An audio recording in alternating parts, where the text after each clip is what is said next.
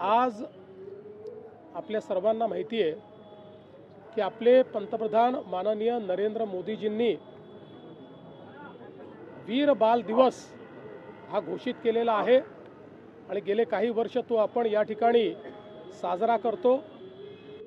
शीख समाजाचे 10वे गुरु गोविंद सिंगजी यांचा संपूर्ण परिवार हा शहीद झाला, त्यांनी बलिदान केलं आणि आजच्याच दिवशी त्यांचे 2 सुपुत्र साहेबजादे जोरावर सिंगजी आणि साहेबजादे फतेह सिंगजी 6 वर्षाचे आणि 9 वर्षाचे यांना मुघलांनी भिंतीमध्ये चिरडून टाकलं आणि त्यांचा खात्मा केला।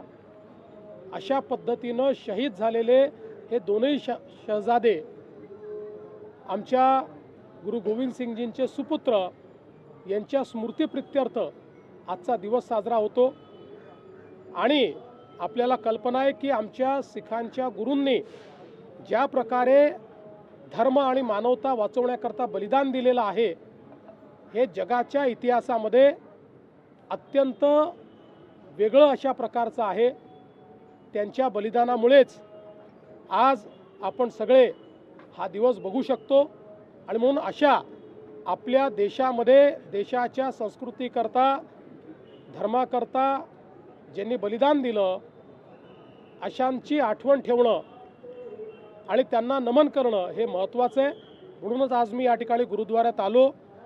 गुरु ग्रंथ साहिब यांच्या समोर मी त्या ठिकाणी नमन केलेलं आहे आणि दोन्ही शहीद सुपुत्रांना त्या ठिकाणी मी श्रद्धांजली अर्पण केली। सर, पण दुसरीकडे संभाजीनगरमध्ये पाहतोय आपण दंगलीसारखे गंभीर गुन्ह्यांच्या राशीद मामूंना ठाकरे गट प्रवेश देतोय, एकीकडे आपण बाल दिवस साजरा करतोय, कुठल्या बाजूला महाराष्ट्र चाललाय अशा प्रकारे? मला अतिशय दुःख आहे की हिंदू हृदय सम्राट शिवसेना प्रमुख बाळासाहेब ठाकरेंच्या सुपुत्रांनी या ठिकाणी अशा पद्धतीनं मतांचं लांगुल चालन करण्याकरता अशा व्यक्तीला प्रवेश दिलेला आहे। यातनं त्यांचं चरित्र आणि त्यांची दिशा ही स्पष्ट होते आहे। त्यांना आता लांगुल चालन करायचं आहे, विशिष्ट लोकांचे जोडे चाटायचे आहेत आणि त्यातनं मतं मिळवायची आहेत।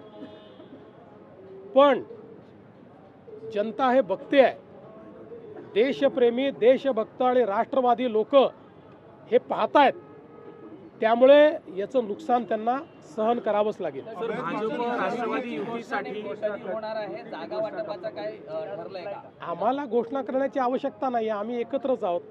ते वेगवेगळे होते, पुतीन आणि झेलेन्स्की एकत्र आले तर युती करावी लागते, त्यामुळे त्यांनी ती एकत्रित येऊन केली। पण त्यांनी काय केलं हे माहितीच नाही, केली म्हणतात पण जागा घोषित केला नाही। आमचं नीट चाललेलं आहे, सगळं झालं की तुम्हाला सांगून देऊ।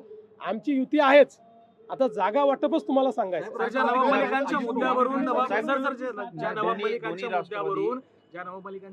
भाजप राष्ट्रवादीमध्ये युती होणार नाही असं स्पष्ट करण्यात आलं, त्यांचा स्टार प्रचारकाची यादीत समावेश करण्यात आलाय।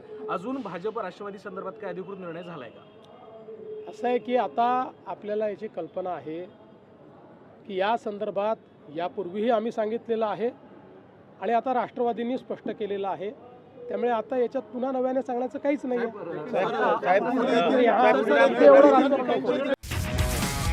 तुमची car, electric panel, data server आगीपासून सुरक्षित आहे का?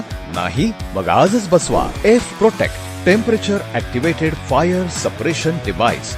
यामध्ये आहे eco friendly non toxic pressurised liquid जे आग लागल्यास क्षणार्धात ऍक्टिव्हेट होऊन आगीवरती मिळवते नियंत्रण। बसवण्यास अतिशय सोपे आणि सुटसुटीत टेकालिपचे एक दर्जेदार उत्पादन एफ प्रोटेक्ट।